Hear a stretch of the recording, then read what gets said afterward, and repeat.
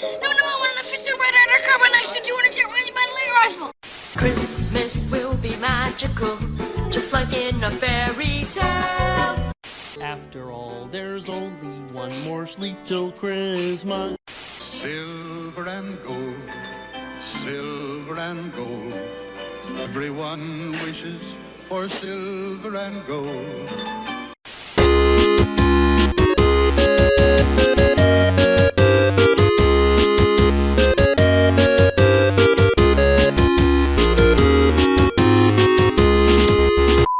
Holy fuck, it's that time of year already, man. Fuck, I felt like I just put the decorations away, and here I am putting them up again. Well, actually, I never put these ones up. This is all a new thing I have for the month of December. But hey, guys, Brad here. I got a beer, because, you know, this time of year, you gotta have a beer, man, just to get through it all. It's my first time trying this beer, and, for a beer called Juicy Ass, that's ain't that good. Oh, it's not bad. Here, let's put it over here. So yeah, guys, this is a vlog. This is a episode of After the Movies. I think that's what I call it. I can't remember. You'll know at the title. And as you can tell by the title, I just watched A Christmas Story Christmas. Now, initially when this movie was announced, my initial thoughts were, fuck, that's pointless. And fuck, this is gonna suck. Just with, like, the state of Hollywood to a degree and stuff like that. And just, you know, all these movies from, like, the 80s and 90s are being remade, and a lot of them just haven't been that good, especially as of late. I did not think this movie was going to be that good at all, I'll be honest. And if you're chirping, that's just my bird chirping in the background. Just ignore him.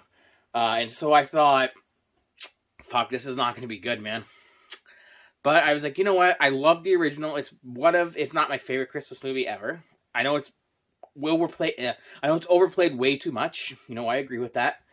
But you know, I figured I'm going to give it a chance. And fuck, am I glad I gave it a chance. This was surprisingly fucking good. I was not expecting this movie to be good at all, like I said. Holy shit, did this, like, explode all expectations. Because I went into this with a very low expectation. That might be why I liked it as much as I did. I'm not going to lie. Somebody might watch this and maybe not like it as much. But it was very, very well done. So here's essentially the story. Ralphie, the main kid in the original, he's an adult now. It's now the 1970s, I want to say, either 60s or 70s. I think 70s. And now Ralphie is a writer, or he's trying to be a writer. He's trying to pitch his story to a bunch of different publishers that they're all turning him down and stuff. And he's just trying to kind of keep everything together when he gets an unfortunate phone call from his mother that his father passed away. And they have some, like, flashback moments of the father and stuff like that. But I will say the initial way they did the father's death, essentially, very well done. It was very simple. It was just Ralphie was on the phone. He said, and he got the call, and it was just the way they filmed it and the way they did it. It was very, very heartfelt. Kind of sad, actually. I'm not gonna lie. It was just tugs at the heartstrings, you know. And speaking of tugging at the heartstrings, there are a few moments in this movie that do that, and I'll try and get to them if I can remember.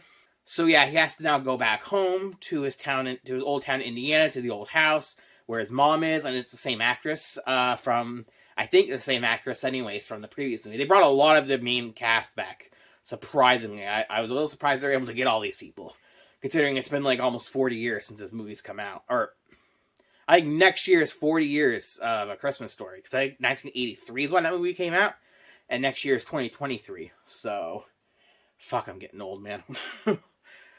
So yeah, he goes back to the town with his kids, who are just fucking adorable, by the way. Especially the daughter, the little girl. Good casting in this movie. Obviously the kids are not like great, amazing actors, but they play kids really well. You can believe they're actual kids. It's believable.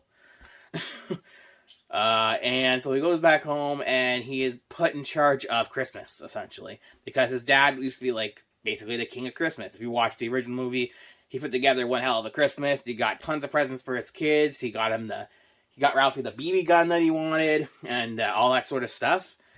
So Ralphie knew he had to live up to expectations.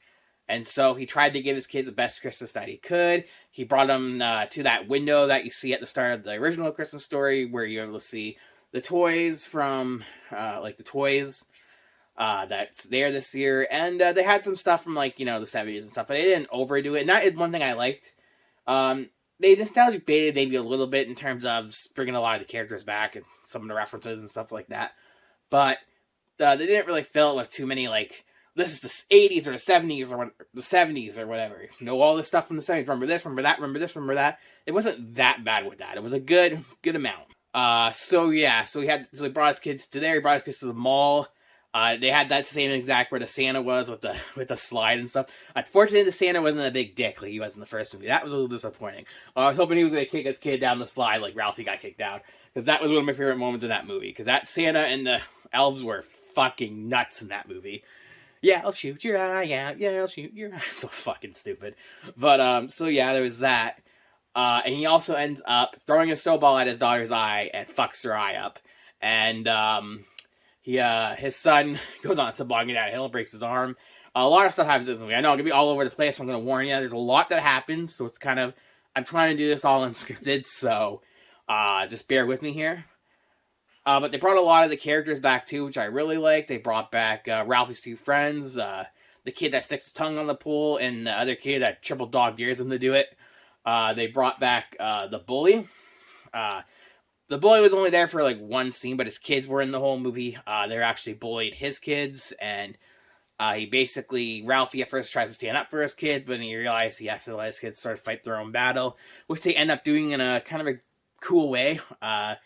They have, like, a snowman. You just see him build this snowman at first, and apparently, like, anytime the snowmans are built in the neighborhood, the bullies' kids, they get on their snowmobiles, and they run through the snowman and destroy him and all that shit. So what the kids decided to do there is they put a log in the snowman, and the kids hit the log and destroys the whole snowmobile, and it's a good scene. So the bully, I forgot his name. It's like Fergus or Farkas or something like that.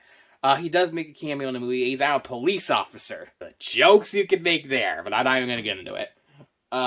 So in the scene, basically what happens is Ralphie finally got everything together. He got the presents and everything. The original presents they bought were stolen. I forgot to mention that. When the girl got the snowball in her eye, they brought her to the hospital, and you see just a shot of the trunk opening, and you knew at that point, oh, those presents are gone. To be honest, I predicted those presents were going to be gone the second he bought them. Because they had a shot, he was putting it in the trunk, I'm like, oh, those presents are getting fucking stolen. 100%, and of course I was right. So yeah, Ralphie has all the presents and stuff like that under the tree. Everything is good to go. He made it when the star breaks. And this ends up being a big deal because earlier in the movie he told his daughter that Santa comes if you have a star on top of your tree. And now the girl thinks that there's going to be no Christmas because there's no star on the tree, so Santa's not going to come. And the son thinks that too. So Ralphie kind of now at his breaking point, because at this point, his book, the last publisher they had on the list that they were going to give this book to, turned it down. So he was done. He took the manuscript and threw it in the garbage and all that stuff. And, his dad's death and everything. It was kind of at his breaking point. So he was like, you know what? Fuck this. I'm going to go get this fucking star. I want to make this a good fucking Christmas so I can at least be a damn good father and do fucking something right, basically. And so he gets in the car. He goes down the road. He goes to a bar, which is owned by one of his friends. He goes there earlier in the movie as well and during a couple other scenes. So yeah, so he goes there and he's going down the street and he sees that in the bar they have like the star that has like a beer logo on it. So he breaks in the back because he had no choice. And he gets the star, and then he comes back out, and he runs to the cop, and the cop is the bully. So the bully kind of arrests him to give sort of the feel like this guy's a fucking psychopath, like he is in the original movie, and he's gonna kill him.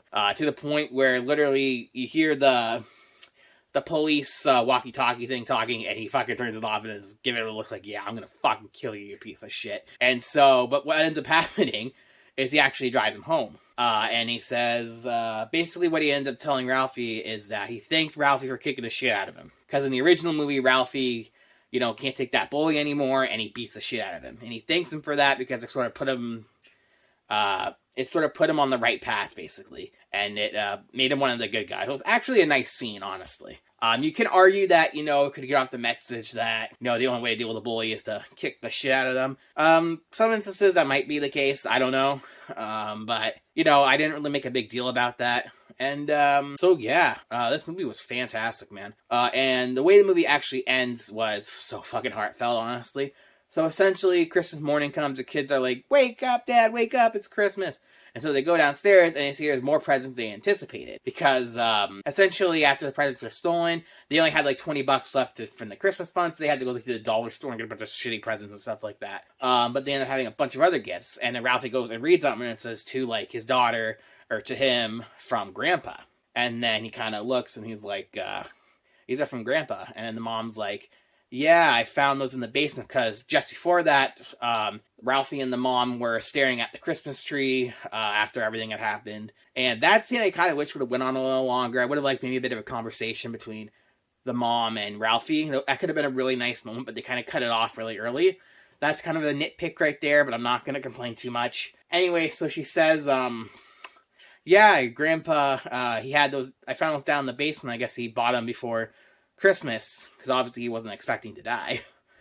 And the kids open it, and it's all the gifts that the kids want. The son wanted, like a sled, and Grandpa got him the sled, and the girl wanted Hungry Hungry Hippos and these big ovens. She got those, and it was just a very nice, heartfelt moment, especially the way Ralphie reacted and stuff like that, because it showed that, no matter what, the Grandpa's there, man.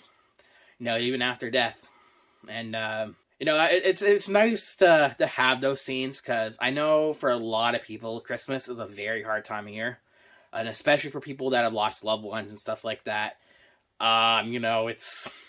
It's hard. Like, I'll be honest, my grandma on my dad's side of the family, she passed away near Christmas, in December in 2018, I believe.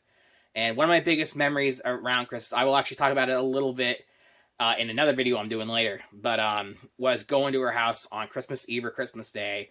We would do a dinner there, open presents and stuff like that. Funny enough, we would watch A Christmas Story, because they would run the 24-hour marathon if I was there during the day. And she passed away of Alzheimer's, and you do reflect on that when you get to this time of year. I unfortunately wasn't super close to her come her last years, because she was in a nursing home and stuff like that. But, you do think about those things. And it does make the holiday season a little harder, in a way.